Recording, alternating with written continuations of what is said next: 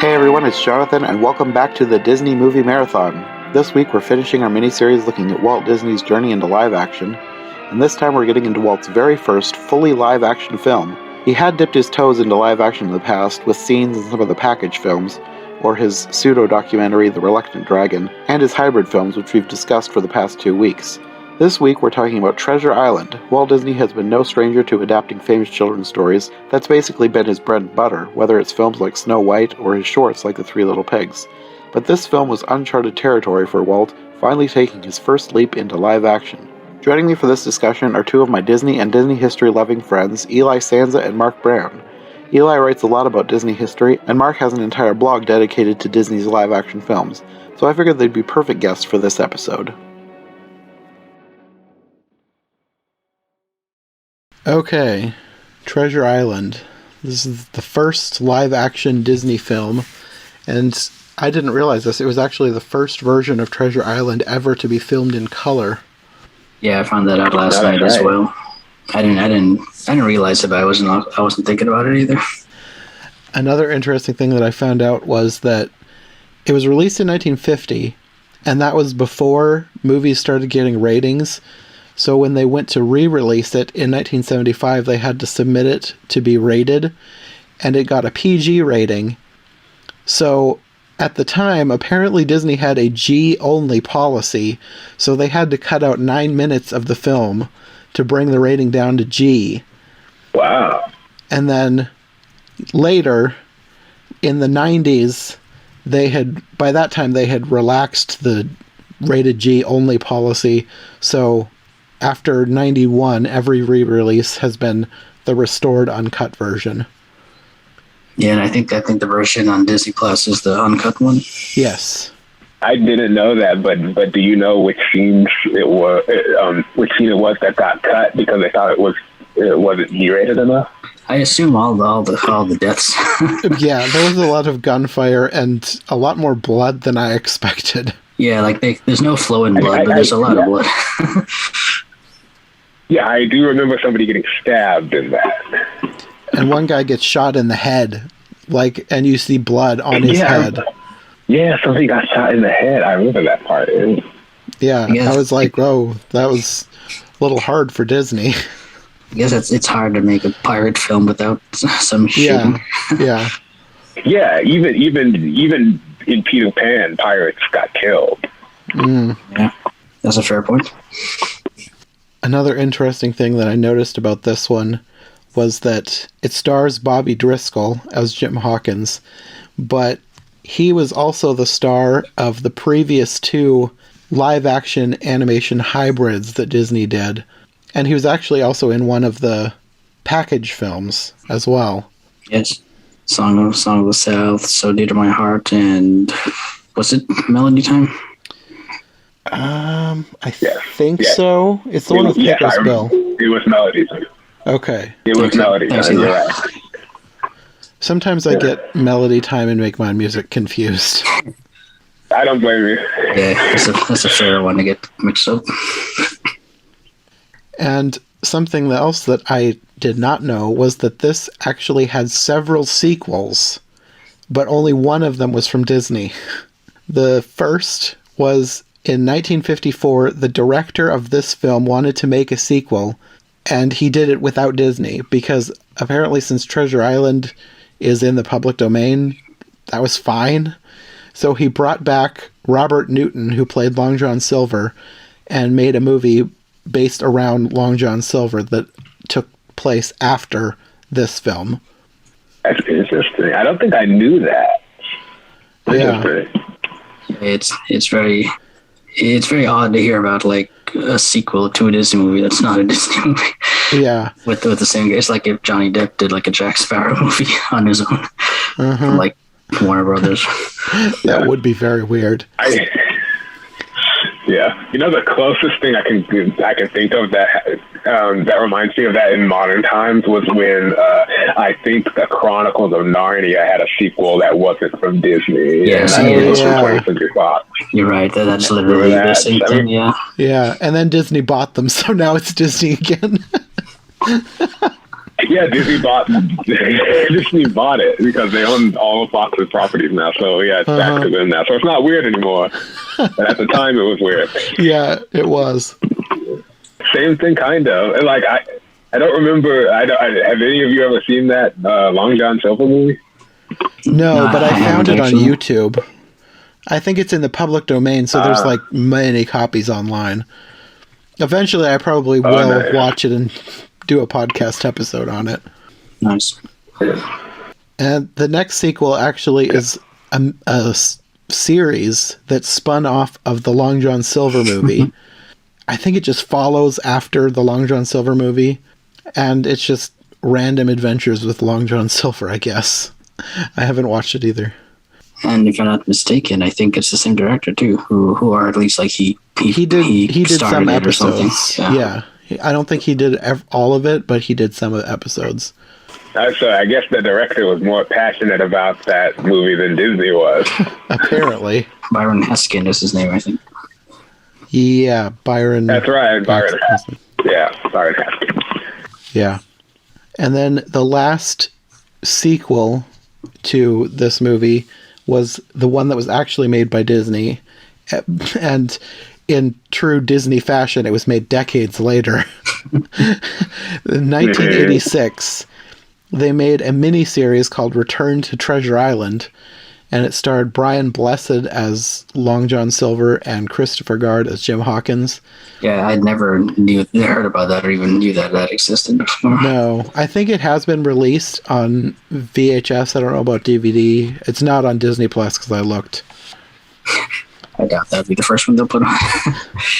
It was kind of funny though, because this didn't start out as a sequel to this movie. It started out as a sequel to a 1966 version starring somebody named Ivor Dean. Mm-hmm. And he wanted to make a sequel to his movie so he could play Long John Silver again. But he ended up dying before the movie could be made.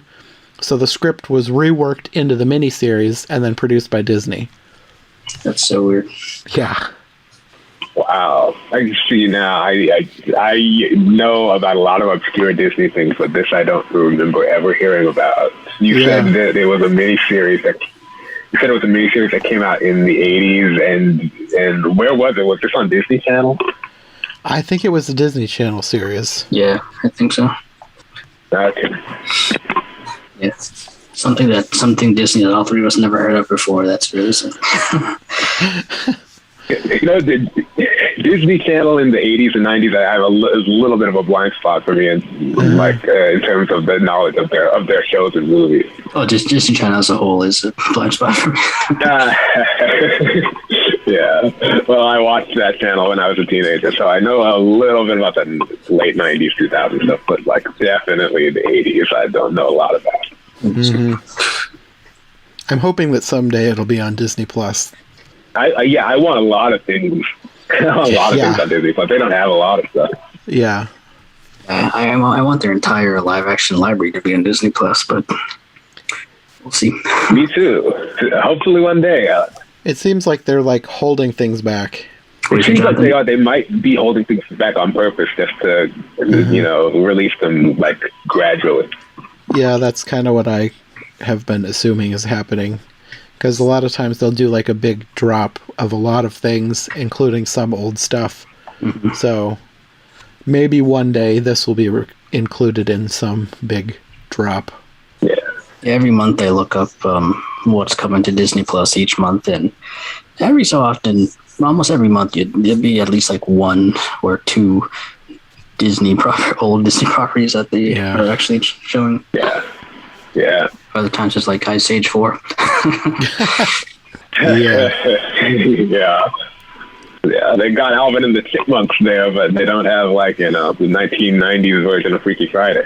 Exactly. Yeah, they've got a whole bunch of stuff that is not Disney. I mean, it sort of is Disney now, but stuff it wasn't produced by Disney. Yeah, stuff like you said, like the 1990s Freaky Friday. I feel like a lot more people would be interested in watching that than Alvin and the Chipmunks. Kinda, yeah. I would watch that one first. Yeah. I guess they're catering for the young kids who who aren't Disney fans, they're not going to care about the 90s Freaky Friday. That's probably true. I remember watching that at my grandparents' when I was a kid, when it came out, and I haven't seen it since. I remember really liking it, but I really liked the original and I really liked the book. Like, I really liked that story, and I thought it was so cool there was multiple versions of it. Yeah, I heard some people say the 90s one is better than the other version, even though it's more obscure. Well, I haven't seen it since I was a kid, so I can't say that for certain. I just remember I liked it. I don't know if it's better or not. Right. Well, I suppose we should actually get on to talking about the movie. Yeah, I guess skip that. Okay, no, I'm kidding. I think one very interesting thing to mention is this movie and Robert Newton's portrayal of Long John Silver pretty much solidified in American culture and film culture the stereotypical pirate talk and pirate mannerisms. Pretty much that it's literally all Robert Newton. I had heard that. So how were pirates portrayed before this? Were they like, if you watch a lot of older pirate movies, a lot of them would have British accents, like, but not from the West Country, which is what Robert Newton is doing an impression of. But like, they have like more posh British accents and stuff like that. Huh. I guess I haven't watched very many pirate movies that are older than this, so. Yeah, I don't think I have either. But yeah, this was pretty much Robert Newton is the quote unquote patron saint of Talk Like a Pirate Day. Okay, yeah, it's kind of interesting. It's kind of like how, like, the Wicked Witch at the West End was a lot of kind of like the archetype of witches. Yeah. It was the same thing, kind of. Like, he was like, Long John Silver had like an Irish accent, kind of, and that's a lot of how stereotypical pirates talk now. Yeah, he took the West Country accent and of the farmers and that left class in England and just kind of exaggerated it a bit, and that became the R matey that we know now. Interesting. Yeah, right. One of my favorite lines in the movie is when after they kill Mr. Arrow by making him drunk and having him drown in the ocean, and then they have the prayer service, and then they do a prayer, and he says amen, but with his accent becomes amen. So ever since then, whenever I need to say ever since then, I always say amen when I'm watching a movie, and that's for sure. That was funny. And I don't even know that he did that to be funny. I think it was just part of his accent, because I didn't read it as a joke because he was so serious when he said it. But now that you say that, that is really funny. Yeah, I don't think he meant it to be a joke, but I just find it hilarious. Yeah. And to me, this is one of the there are a few performances in live action Disney films that I think are just amazing and like seem flawless, and I'd give multiple awards to, and this is one of them. I think Robert Newton as Long John Silver is, I don't even think he's acting like he is Long John Silver for all my purposes. Yeah, and he was like a popular actor in like Britain, I think. Yeah. He was like, I heard, much more than America. Like, he was like, I don't know, like the George Clooney of the time or something like that. Yeah, he was pretty big in his time, and actually I think he was going through a downturn, but I think Treasure Island's popularity pushed him back up again. Oh, that's good. So like outside of Treasure Island, and then like Jonathan said, he played Long John Silver again in like 2 other productions. I think his most famous role is probably his last role. He was in Around the World in 80 Days in the American version of that. I think those are probably his 2 biggest roles. That probably explains why they wanted the sequel. Yeah. I could see why he agreed to be in the sequel. I thought it was kind of interesting that they open not like in the middle, but they don't do like the regular introduction of Billy Bones. Like, he's already in the inn. Yeah. They open. When it opened, I thought it was Billy Bones coming up to the inn, but it was actually Black Dog. So they skipped a bunch of it, but I think it works. And the movie's only a little over an hour and a half long, so if you're going to cut stuff, I think that was a good thing to cut, and it works to open it with Black Dog coming and looking for him and him already there freaking out. I agree. I think I didn't think about that until you mentioned it, but it actually does work really well. Well, yeah, Walt Disney always was taking artistic liberties with source material because he cared more about making an entertaining movie than making a faithful adaptation of the book. So he didn't care if he cut stuff out. He just, because all he cared about was like entertaining people, and he was good at that, so that you didn't mind. Mm-hmm. That's kind of one thing that I kind of wish Disney would do again. I kind of want them to make an animated movie or even a good live action movie like based on a work of literature. I feel they haven't done one in a long time, and I kind of want them to go back to their roots, like maybe an animated Animal Farm or I don't know, another live action Charles Dickens movie or something. Like I kind of want them to go.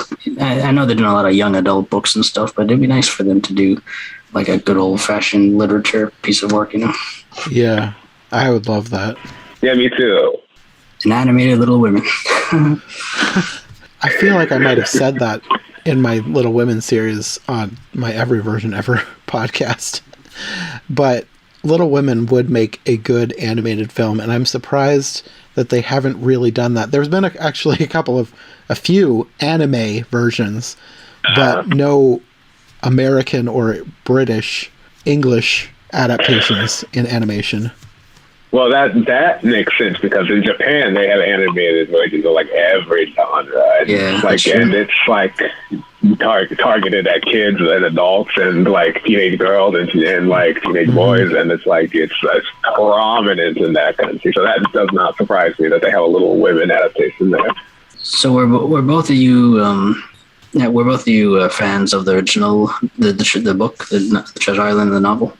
I was. When I was a kid, I had I don't think it was like the full version. I think it was abridged. I had a lot of abridged classics. So I read this as a kid, and I really liked it.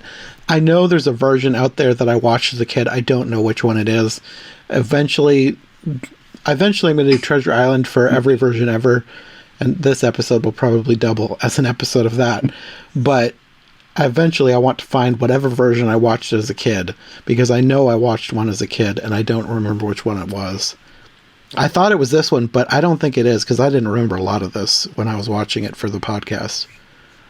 Yeah, I haven't read the book in such a long time. I can't remember like much about it, like to compare it with the movie. But but it's kind of like one of those stories that you just know, and you don't really remember why you know it. You just know you know it because there are so many different versions of it. It's just stuck in your mind. Yeah, I think it's also the sign of a good piece of literature too.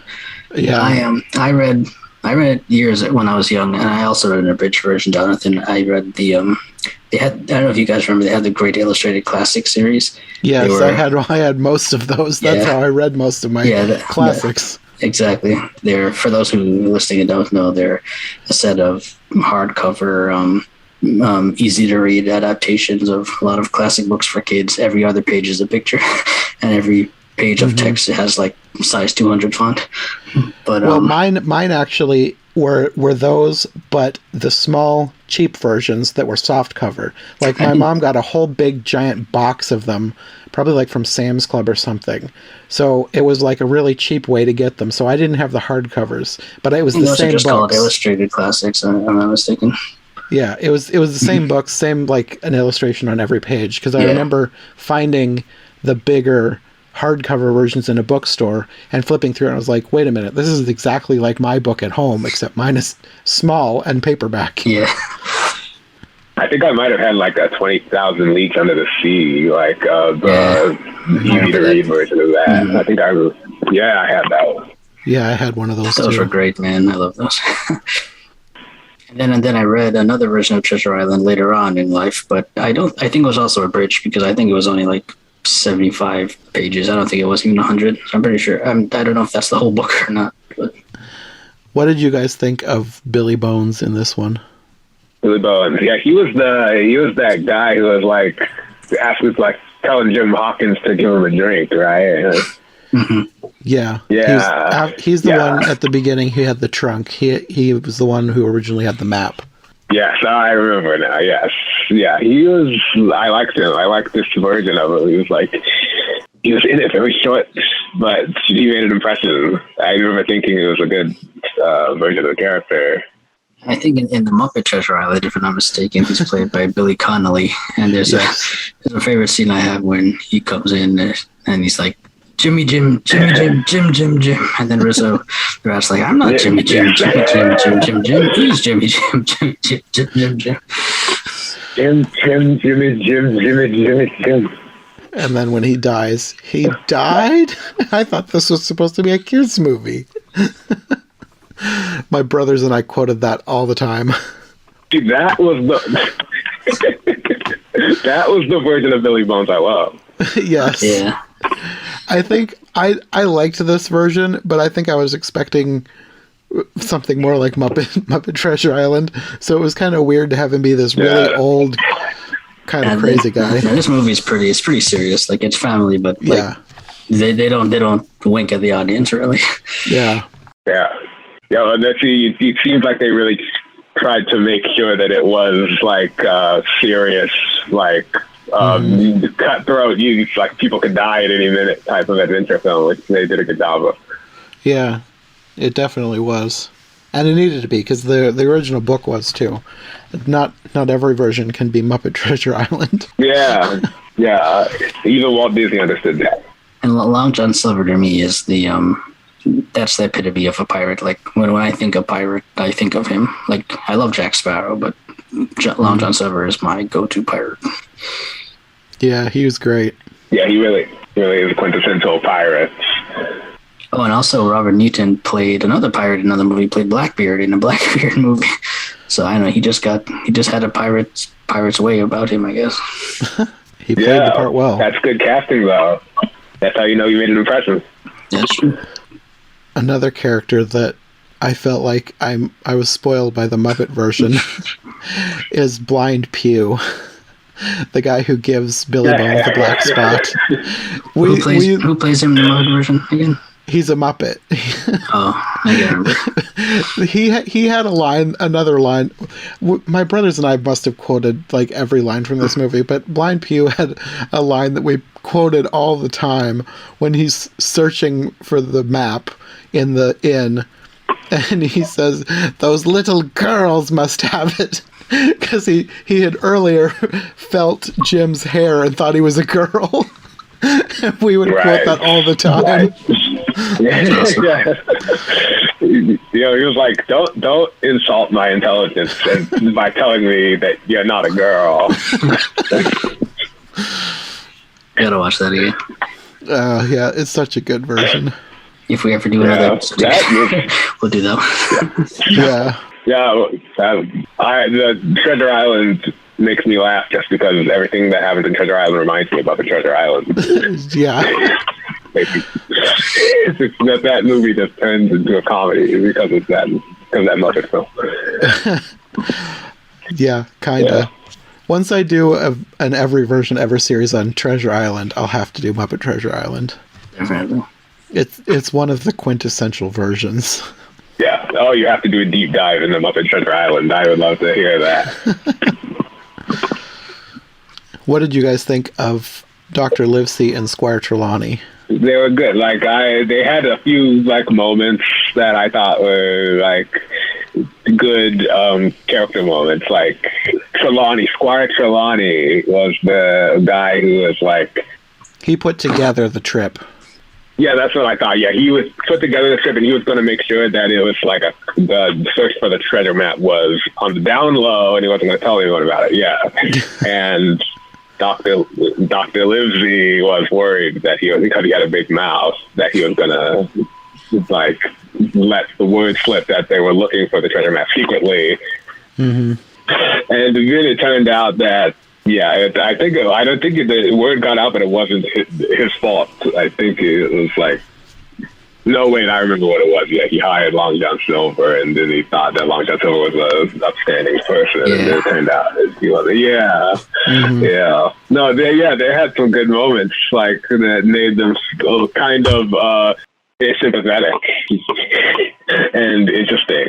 So I did like both of them as characters, even though they were kind of dry. They were both, like, English gentlemen. So, like, but they were still interesting for what they were.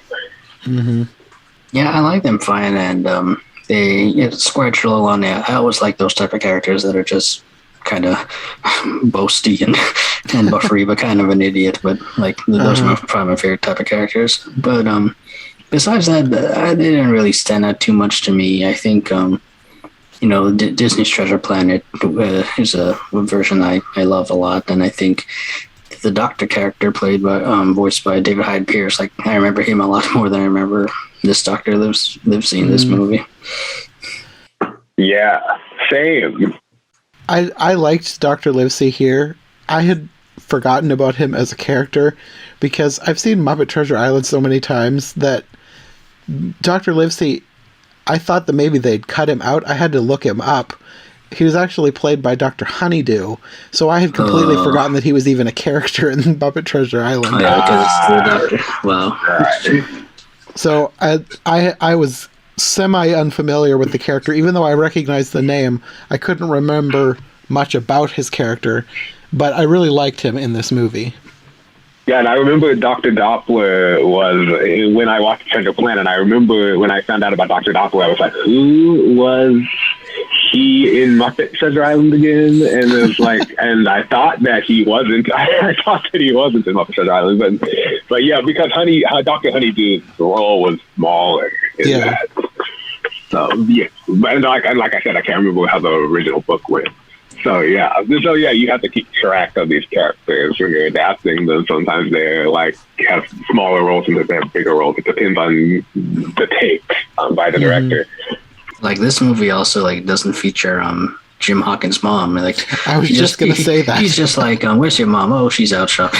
Yeah. And then she's mentioned and never seen. She's mentioned, like, oh yeah, she's totally gonna let you go on this 3-month voyage to go find treasure. She'll be fine with it. And, I feel like the mom should have been in it, because it was like, I was kind of interested to hear about her opinion on her son going on a journey, like, to a treasure, like, across the ocean. Like, it was like, I feel like that was kind of weird that they skipped that part. If I remember correctly, I think Treasure Planet, they actually do go into that. Yes. Yeah. Well, he's a lot older in Treasure Planet too. True. And this is one of the few movies that, like, there are no women characters besides, like, extras in the background. I thought that too. I was like, first I was looking for the mother. Like, is she even going to be in this? Mm-hmm. And then I realized there's, like, no female characters at all. Yeah, this and I know there are a few, and Lawrence of Arabia is another one that comes to mind. Yeah, there's zero. I didn't notice any women there. If you say there were some women in the background, then I believe you. But, like, I didn't notice, and they certainly didn't have any speaking parts. So that was something I kind of noticed about how it made this movie kind of rare. Yeah, definitely. Yeah, it was a little strange. Yeah, you see women in the background when they go to they go into town, and you see them coming out of the windows and stuff. But yeah, no one has no one has lines or anything. Mm-hmm. Oh yeah, this was such a boy targeted movie. Well, the original book was called something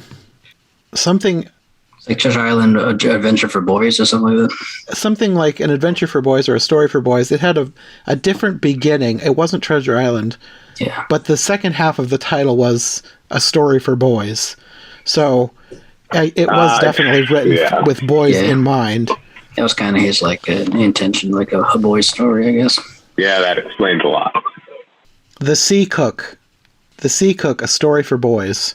Oh, okay. That was the original title. And that's referring to Long John. Okay. Treasure Island was a much better title. Yes, definitely.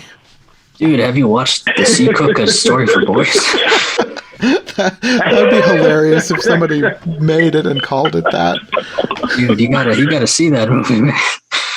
And the winner for best film, The Sea Coconut Adventure for Boys. No one would watch that movie. And another thing about the book, Treasure Island, not only did this movie, like we said, cement the idea of pirates in our mind and how they're portrayed in films, but even the book itself kind of pretty much gave us everything we know, or at least most of what we know about pirates in fiction in general, like the idea of treasure maps and buried treasures and one-legged, peg-legged men with parrots on their shoulders and stuff like that, the black spot and all that. Because most of that isn't, there's no recorded incident of pirate ever burying treasure or a legitimate treasure map to a treasure. Because really? why would you bury the treasure if you found treasure? That is true. I never thought about that before. Yeah, it's very much inspired by this book, and this book just kind of took over our ideas of what pirates are like and all that. That makes a lot of sense because it entered the zeitgeist, all the pirate cliches, because of this book. Yeah. And then a character that I love Treasure Planet, except for one character who I think is the most annoying character in Disney history, and that's Ben in that version. So I was very happy that Ben Gunn in this version is a human being, not an annoying Martin Short voiced robot. Well, he was kind of weird, like the Treasure Planet version too. Yeah, he was very out of his mind. I could tolerate him here. I can't tolerate him as Martin Short, I guess. I don't know. I've heard that a lot. Yeah, you could tell they were trying. You could tell they were trying to go for a Robin Williams Beanie thing, but it didn't really work. Yeah. And then Muppet Treasure Island just makes it Benjamin Gunn with Miss Piggy. Yes. That's like one of the best changes that they made. I loved that. Yes, agreed. No, with Ben in Treasure Planet, I always hear about people hating him, but I don't remember him ever bothering me. I don't actually remember a lot about him. For me, he's, I guess, one of the more forgettable parts. Yeah, he definitely is. He's both forgettable and frustrating when you remember him. So. Well, yeah, I kind of have mixed feelings. He been in Treasure Planet he wasn't annoying to me, but he wasn't very memorable, and I can tell that he was supposed to be like the comic relief, but he never said anything. He never said anything that was that funny, which wasn't really Martin Short's fault. It was more like the writer's fault, but still. You gotta blame somebody, right? Yeah, you gotta I'm very hard on writers because they are make or break for a lot of films. That's true. Do you guys feel that the film was pretty even between the time of them planning the voyage and being on the ship, and then the time with them on the island? Do you think that was a fair enough time for each, or do you think one should have been more than the other? I think it was a good amount of time for each. Yeah, same. I think they spent a decent amount of time on each of them. My bigger problem was the fact that that the film was dialogue heavy. So, I wish there was more action, but it felt very much like I was watching. Sometimes it felt like when I was watching Treasure Island, I was watching like a stage play or something. It was very dialogue heavy. The amount of time they spent in England and in the English town, and on the pirate ship, and then on the island felt even, but the amount of dialogue to action felt uneven. It didn't bother me much. I actually liked the dialogue and all that. And I think that was just the style of how movie making was done back then, especially older Disney films. Yeah, I wrote about this movie once. I said I compared it to Raiders of the Lost Ark, which came out in 1981. And I think that was why I didn't like it, because Raiders of the Lost Ark was more the kind of film I liked, and Treasure Island reminded me of what movies were like before they had the technology that they had in the 80s, and both of those movies are like adventure films.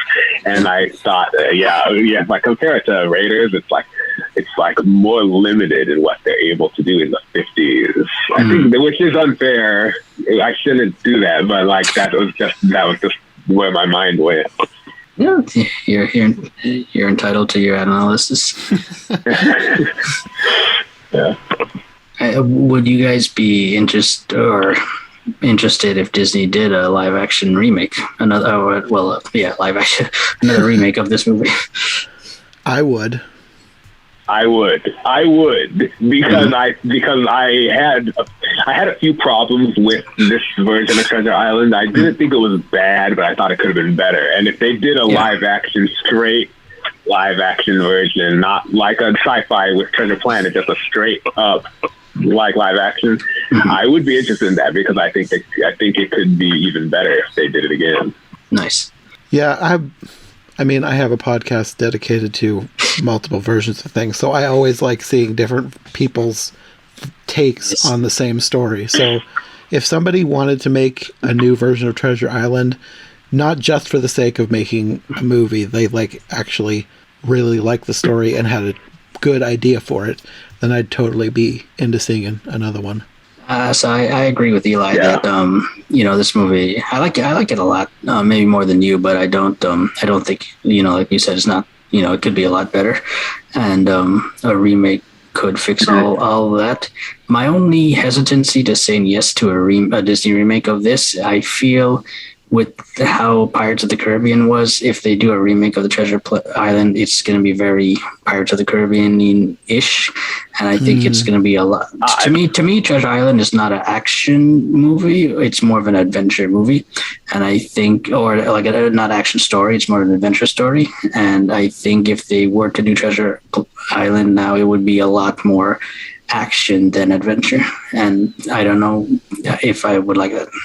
I actually totally agree with you because I was thinking, as I was saying it, that I was thinking about Pirates of the Caribbean and how that was that's the most recent live action pirate franchise that Disney's made. So I have a feeling and because Pirates of the Caribbean is so successful, I feel like they might try to Pirates of the Caribbeanize Treasure Island if they made a live action movie, which I don't want them to do. I was thinking if they made a remake of Treasure Island, I would want it to be completely different from Pirates of the Caribbean, but I don't know if I would trust that they would be able to hold back from doing that because you know how executives are. They try to copy other movies that are successful all the time, and I have a feeling that they might do that. So that would be my hesitancy. As long as they didn't do that, I would be fine with it, but I would be hesitant because I fear, just like you, that might be the case. Totally agree with you. I would almost say I would rather another company did a version of Treasure Island, than instead of Disney. But even then, I think Pirates has just the whole culture of Pirates of the Caribbean would still, it still would be under that shadow. And I think even another company would try to recapture that. But I do think that it matters who the director is and writers are. If they hire good directors, then it could be good. If a different company were to do it and do it right, I think the BBC would be the company to do it. I don't know if the BBC has ever done a version. They probably have. But if anyone was to do it right, I bet the BBC would do it right. I would trust BBC. Yeah. I think I would too, yeah. I could see them doing more of a, maybe not a film, but like a miniseries. Yeah, that's what I was thinking. 3 or 4 episode long miniseries or something. Yeah. That could be amazing. That one has to exist. That seems like something ripe for the BBC to have done. Okay, so tomorrow you, Eli, and me, we're going to go to England and knock on BBC's door, okay? Yeah, let's pitch them the idea. Have we got a story for you? The Sea Cook, Adventures of a Boy. Yeah, and it has to be called that. They made a Sherlock Holmes series with Benedict Cumberbatch, so yeah, it's not like they haven't done like a ton of different miniseries based on books before. Mm-hmm. They might try to modernize it. Well, they've done Alice in Wonderland many times. Yeah, we're due for Treasure Island. I just wish movies, just cinema in general, would go back to a lot more literature adaptations. But yeah, one day maybe. Yeah, everything comes around. So I want them to do literary adaptations, but I also want them to have variety. I want them to be able to like adapt all kinds of things. I just want literary adaptations to be a part of that. So I just don't want them to neglect anything. Yeah, I agree. I agree with you. I don't want it to be all literature, but I would like more literary adaptations than what we have right now. Yeah. So I totally agree. I guess one thing that I just realized we haven't really talked about, we've talked about all the other characters, we haven't really talked about Jim Hawkins. Well, you kind of bring it up when you talk about Bobby Driscoll, but Jim Hawkins, it's interesting, he's the only guy with an American accent in that movie. I thought that too. Oh yeah, I didn't even realize how weird that was until you just brought it up. Like, yeah, I knew Bobby Driscoll was an American, but I didn't put it together. Wait a minute, why does he have an American accent in this movie if it's set in 1765 England? Sort of weird. Squire Trelawney. At some points, I thought maybe he was trying, but if he was, he didn't try very hard. No. One thing that I reckon that stood out to me is I guess he hit puberty sometime after this because his voice in Peter Pan sounds so different. Yeah, that's true. Yeah. How many years after this was Peter Pan? What year? Peter Pan got 53? Is it, Eli? 3. Yeah, it was 3. It's because that Peter Pan came out in 1953. Yeah, okay, and this came out in 50, so yeah. But who knows when he recorded? Exactly, yeah, we don't know how long it was recorded. Yeah, exactly. The amount of time it took for him to record, it might have been 2 years or something. He had a sad life, though, because he died young. I think he had got into drugs and stuff, and yeah, he was in his 30s when he passed away. Yeah. Yeah, that's sad. That's sad. He had 2 good roles in 2 good pirate films, but that's true. Look at that. Yeah, he had a sad ending. And even Disney, I mean, he was Song of the South and So Dear to My Heart. Yeah, he had a good string of films for a while. Yeah. Well, and Melody Time, like we said, yeah. Yeah, he was Disney's go-to child actor from the 40s and 50s. We need a young boy. Bring on Bobby. Yeah, kinda. Yeah. And after that, it was what's his name from Mary Poppins. Oh well, yeah, him too. But I think Kevin Corcoran kind of took over the young boy character from a lot of live action Disney movies. Yeah, they grow up so fast. It seemed like Disney had picked a few favorites and then kept using them. And it wasn't just boys too, because Hayley Mills and what's her name from Luana Patton. She was in a bunch of these too. Yeah. I think I know who you're talking about. Yeah. Yeah, she was the little girl in Song of the South and the Pecos Bill segment of Melody Time. Wasn't she also in So Dear to My Heart? Yeah, she was in So Dear to My Heart too. Yeah, she was the go-to girl. Yeah, exactly. She was the female Bobby Driscoll. Since she had been in so many things with Bobby Driscoll, I was half expecting to see her pop up in a cameo somewhere in Treasure Island. Never happened, though. They stuck to the guns of no girls in this movie. If there was a girl in the movie, she probably would have been in it. Yeah, probably. I feel like if they did remake this movie, they would probably make Jim Hawkins' character a girl instead. And I'd be okay with that. I can go along with that change. Yeah, that would work. I wouldn't mind that. I think in some early silent films, Jim Hawkins was played by girls. Oh, yeah. Like with Peter Pan. Peter Pan. Oh, just like with Peter Pan. I don't mind gender swapping. The thing I care about most is the writing good. Yeah. There's some gender swap stuff I don't think should happen. I think Long John Silver should be an old guy with a pig leg. I don't think that should be anyone else. Yeah. No, sometimes I agree. So I don't think they should gender swap anybody like James Bond or Batman. Exactly. Yeah. I think other stuff like that. Because they became they're classic. They're too classic to change. Sometimes I think of it like that. But yeah, it's part of the character. Yeah. Exactly. Yeah.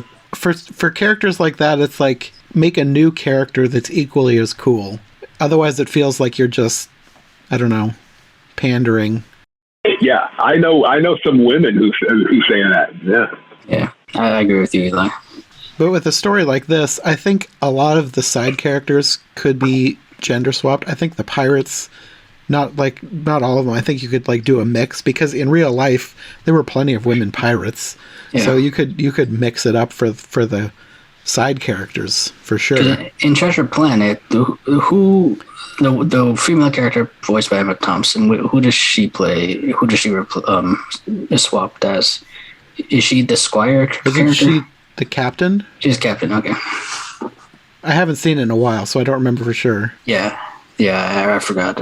If you're talking about the person who's Emma Thompson played, then yes, he is. Oh, okay. Yeah, you're right. Captain's small. Yeah, like that was fine. I had no problems with that. Yeah, I actually liked her as a character. Sorry, Jonathan, I'm not fully on as Miss Piggy as Benjamin Gunn, but I loved her. If you all like her, great. I don't know. It was just weird. I mean, the Muppets are weird, so that is true. Yeah, it kind of worked. I mean, Piggy had to be someone. See, that was the problem because Piggy had to be in the movie. Yeah. You know that. You cannot have her. Yeah, exactly. So that was the best role, I guess, they could have talked about for her. Mm-hmm. But going back to what we're supposed to be talking about, Jim Hawkins. I think Bobby Driscoll's performance. Yeah. It was really good. But I feel like his facial expression sometimes looked like he was just like disgusted at what he was seeing. Yeah, he was trying to show like surprise, I guess, but it just come out as disgust to me. I feel like he was overacting in his facial expressions at some points. Yeah, that's which is probably what you were picking up on. Yeah. A little bit. I actually thought that Bobby Driscoll, not just Bobby Driscoll, all the actors I felt were kind of hammy. I felt like that they were overacting a little bit, like not more than Driscoll, but like him, it was more apparently because he has less experience acting than the others, so that just makes sense. But but most of them I thought were like.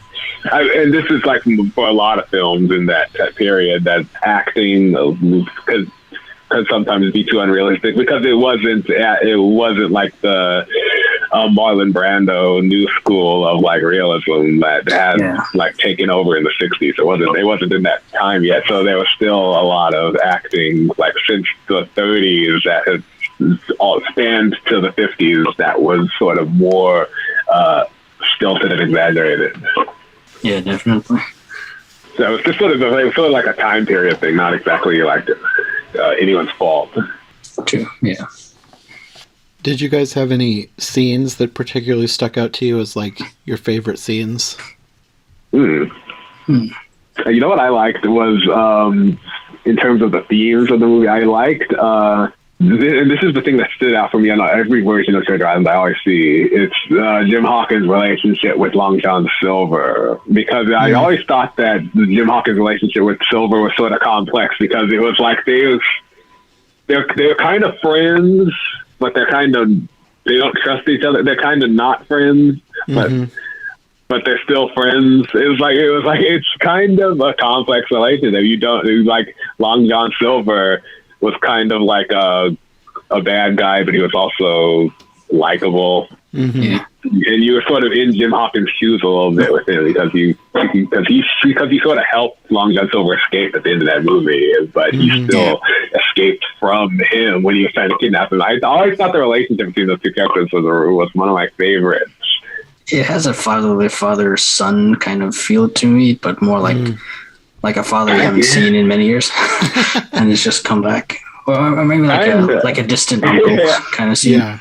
Yeah. A strange family. Yeah, because like even Treasure Planet, I think that's the angle they hype up more, if I remember well.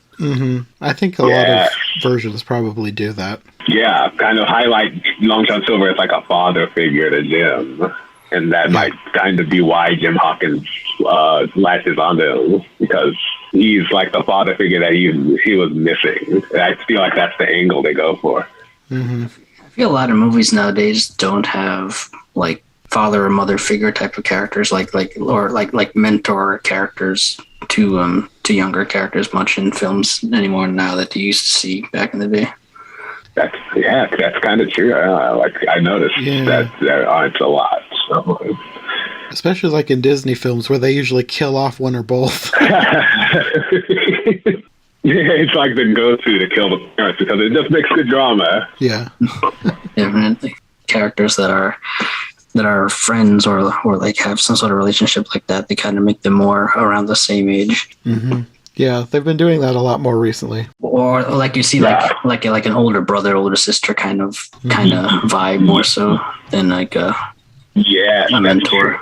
True. It's kind of like what they're going for now. It's like more like a peer thing, because I think that's what like more like what I think that's what they're trying to do, because millennials are who they're trying to appeal to nowadays, and I think that's more a millennial thing to reject like adults and care more about like the opinions of their friends. That might be why they do that. That's a very very strong insight. You're probably right. It could be, but I like characters who are really old too. Like I love a good old lady character.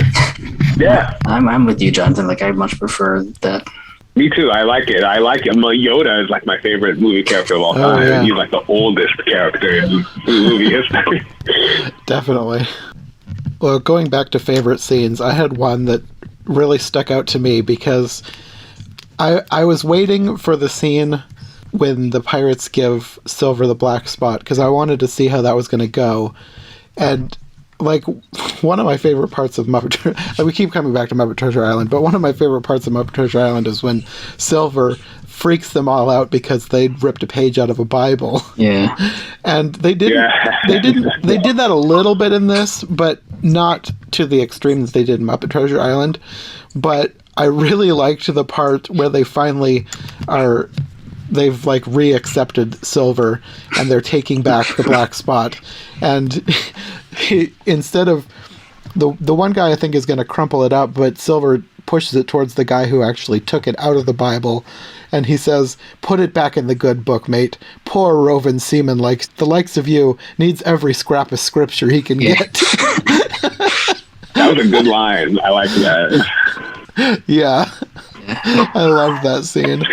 There was a line that I loved, but I can't. I just watched this movie last night, and I just can't remember what line it was now. But there's a line I really loved when they said it. I mean, there was the Iron Man scene that I talked about before. I like that also, but there was something else. That's why I usually try and write down my favorites, because otherwise I'll forget them as well. I gotta start doing that. Well, I guess one scene I always enjoy is, I think one of the most iconic scenes when I think of Treasure Island is Jim Hawkins in the barrel when he overhears the plan of Long John Silver. So, I think that was that's some high drama. You realize that Long John Silver is not as good as he thought he was. There were a few scenes in here that I thought the drama was really good, like when Jim comes back to the ship and he's having to sneak around and then later trying to get away from Israel Hands. That whole scene like had me on the edge of my seat, even though I know the story, I know basically how it's going to go. I thought they did that really well. Yeah, they do build some drama there. And it's because it's literally just Jim and two guys on the ship. Well, one guy is kind of drunk. For the other one, Israel Hands is kind of like he's technically the second in command, really, after Long John Silver. Like no one else could really. If anyone else had to run that crew, it would be Israel Hands. He's one of the brains enough to do it and the calmness to do it. George Mary is way too. Yeah, I was just gonna say he wants to, but he wants it too badly. Yeah. You know, my favorite part of the movie was probably the ending of the movie, because that's the one that really affected me, like, emotionally the most, because it's like, because look what's happening. Okay, so Long John Silver is essentially escaped with Jim Hawkins in tow, and Jim Hawkins manages to escape his grasp, and they're about to capture Long John Silver, and instead Jim Hawkins helps Long John Silver escape. It's a very interesting. It's a kind of a Casablanca ending, because it's like what you expect to happen is that like Humphrey Bogart and Ingrid Bergman are going to fly away together, but kind of and have a romantic relationship, but instead they don't, and they go their separate ways at the end of the movie. So it's not like a happy ending. And it was like not a typical romance. And in Treasure Island, the hero helps the villain escape, and it's kind of like a complex situation emotionally. It's like you don't know how to feel, but he kind of like smiles at me, and like Dr. Livesey said at the end of the movie, like, I kind of hope that Long John Silver is okay, and I hope that I almost hope that he has a good life when he escapes, and I liked that. It was because I like it when it's not emotionally black and white. So it was emotionally gray, and those are my favorite things. Yeah, it's especially for an older Disney movie. It's well, again, because of the material it's based on. But I mean, for an older Disney movie, it's very interesting. That is a very morally gray ending and morally gray character. Well, you know how much Disney changed his books. They could have changed that ending if they wanted to, they kept it. Yeah, I hadn't really thought about that before. That's a good point. It does seem like something that Disney would have wanted to change to give it more of a moral ending, having the bad guy get what's coming to him. But I like that they kept the real ending. Exactly. He's like Long John Silver was kind of the bad guy, but he escaped at the end. It's like it's very non-Disney kind of ending. Yeah, even the Muppet Treasure Island changed the ending, because Long John Silver did kind of get his comeuppance at the end of that one, and that wasn't from the book either. Yeah. I don't remember the ending of that. His boat springs a leak and he ends up back on the island being tortured by the giant rock heads telling jokes to him. Of course. Yeah. They're like, right. Muppet Treasure Island actually kind of gave us a traditional villain comeuppance. Yeah. And if anyone wasn't to do that, you would think it would have been the Muppets. So it's kind of interesting that they changed that. But it is a funny ending, so the humor is in line with the Muppets. Yeah, that's what they're going for mostly. Yeah, I feel like that's the key, the humor. That's what, if it's not funny, they wouldn't have done it. Well, any last thoughts on Disney's Treasure Island? I guess just all I want to say is for the first fully live-action Disney film, they did a pretty good job. It's a pretty good first attempt. I mean, at a fully live-action film. Yeah, I feel the same way. It was like the first time Walt Disney ever made a movie without relying on animation, which was what he always did in the 40s. But he wanted to do something live action. I think because he wanted to try something new, because that was what he was always doing. He didn't like repeating himself, and I think Walt Disney really loved trying new things, and so that was I think the initial reason why I did. And he was also Walt Disney actually spent time in England where they were filming this, and he wasn't. And in the 50s was around the time when he stopped focusing on animation as much as he did in the old days. Yeah. And so this was kind of like a turning point for him. And then towards focusing more on television, focusing more on Disneyland and stuff like that. And so this is kind of like the turning point away from animation towards bigger things. Yeah. I really liked this movie. I think that it wasn't perfect, of course, but for his first live-action film, I think he did a great job. Yeah. And for something that, different versions of classic literature can end up being kind of dry sometimes, I think they did a really good job making this feel fun and basically an adventure like it's supposed to. So sometimes I would get hints that Bobby Driscoll wasn't the greatest actor at times, but I think he did a really good job, and as a whole, I did really enjoy his portrayal of Jim. Definitely. Yeah. As you guys both know, I'm big into trivia. Trivia is one of my favorite things, and one thing I like about Treasure Island in particular is a cool trivia question you could ask your friend is name an actor who portrayed Captain Flint in any adaptation of Treasure Island. And the reason it's funny is because Captain Flint is a parrot. Yes, I noticed that. I was like, wait a minute, is Captain Flint a parrot? Yeah. So they're thinking about human beings, and you could tell them, nope, it was like Polly or something, probably. Yeah. Oh, you could totally stump someone with that question. Exactly. So, all you listeners, there you go. Go make an enemy of your friend. Well, I guess that'll be all for this episode. Do you guys want to let people know where they can find you? Eli?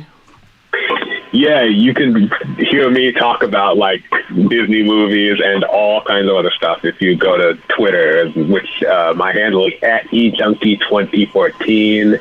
And if you go there, then I'll send you the links to my blog where I go in depth into the history of entertainment and stuff like that. It's really fun. I suggest it. And Mark? And yeah, I got 2 blogs that you can check out. I have the Animation Commendation, which is a blog dedicated to animation where I do some movie reviews, animation movie reviews, some top 13 lists, and the biggest thing I do on that channel is I have a game show, Who Wants to Be a Millionaire Animation Edition, where I have 10 animation lovers playing Who Wants to Be a Millionaire, except the questions are all animation related, and we're currently going through season 7 right now, so you can take a look at that. And my second blog is my live action Disney project, which is where I come in with this podcast, where my point is to watch and review every theatrically released live action Disney movie ever made. And I've had that for like 7 years now, and I'm still going through, so you can feel free to join me there and follow me on my journey. Thanks. Okay. I'll have those linked below, and I'm sure you'll be back in the future because we already have plans for more. Thanks for joining me. Thanks for having us, Jonathan. Yeah, thank you.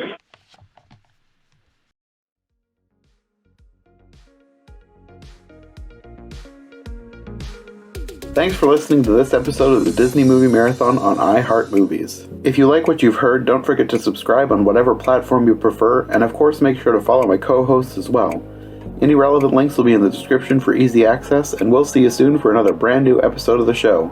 Thanks for listening, and we'll see you next time.